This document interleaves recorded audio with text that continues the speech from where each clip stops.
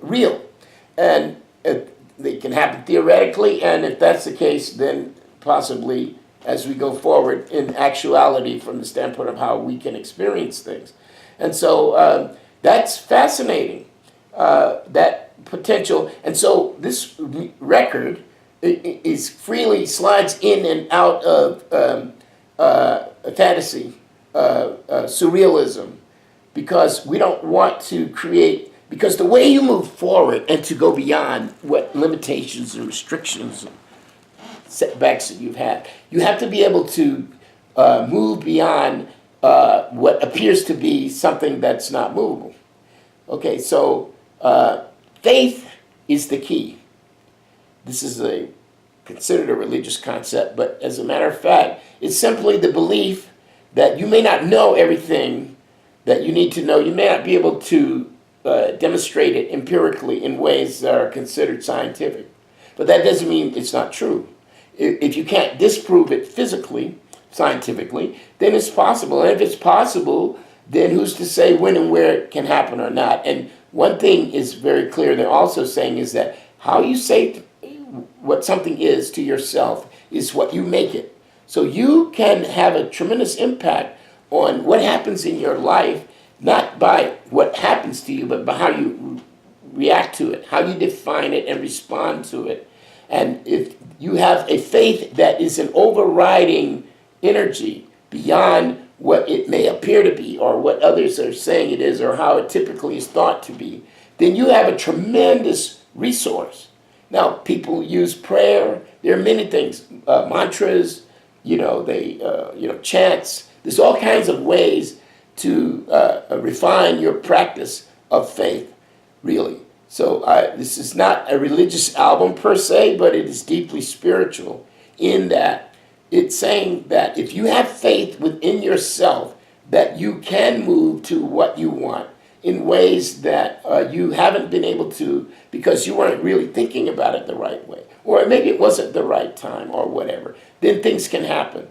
So I'm trying to combine with Not Dead Yet this notion that you can dance, your feet can move, and your mind can dance with your feet with information and energy and ideas and direction that feed your soul and that move you forward on all levels, and that they are not necessarily a dichotomy. There is not necessarily a dichotomy that in fact it's all one with different aspects that are connected, and it all depends on how you choose to see the thing. That just because, for example, you think something is bad for you doesn't mean that's true. But if you act on that premise, you'll probably make it true. It might be that what you thought was bad for you was actually good for you, or the thing that you thought was good for you was bad for you.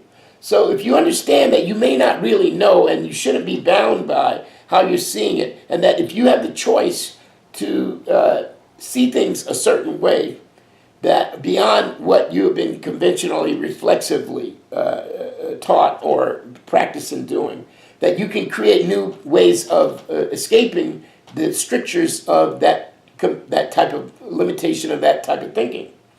So the guy, back to the guy, telling the girl it's going to be all right. And she's not really buying it. So just she sees him talking to some girl over in the club. That's usually the sign that the guy's full of shit, and he's jiving, and it's just talk, and just another, Mac Daddy trying to, talk up on some action. But that's not really the story. The story is that he wants her. And really, even though he's not blind and he's not, dead, he wants her. So he goes after her. And the problem she has, really, is that she's really disappointed in life. Her old man left her, the money's tight, the kids are acting up, she doesn't want to do anything anymore. Things are just not working out, and life has become a drag.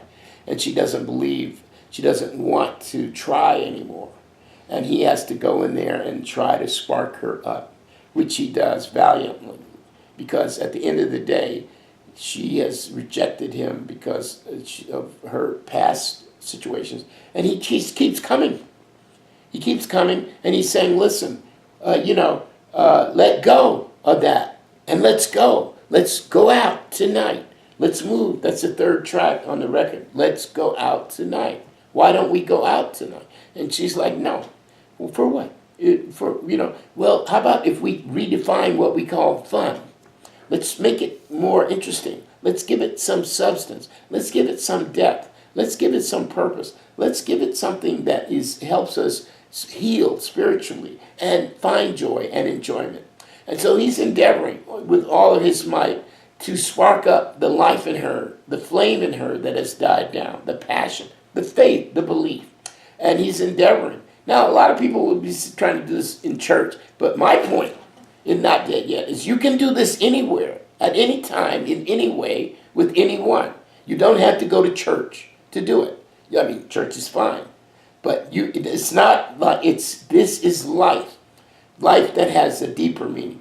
So finally, he touches her in a way that slowly sparks her to come back from the dead of her spirit. And he's inviting her over to come over to his place. And he let me cook for you. And let me, really wine and dine you. And show you that I'm not representing these normal, conventional, role model, typecast type dynamics. I am not trying to be the man and you're the woman. I want to be your lover, like Prince said, but in a way that is a deeper level of love, not just sexually. I want to represent the essence of love, the giving, the generosity of spirit, the sharing, the willingness to serve you, and the willingness to honor you. And so this really touches her, and things begin to evolve as the record goes along. And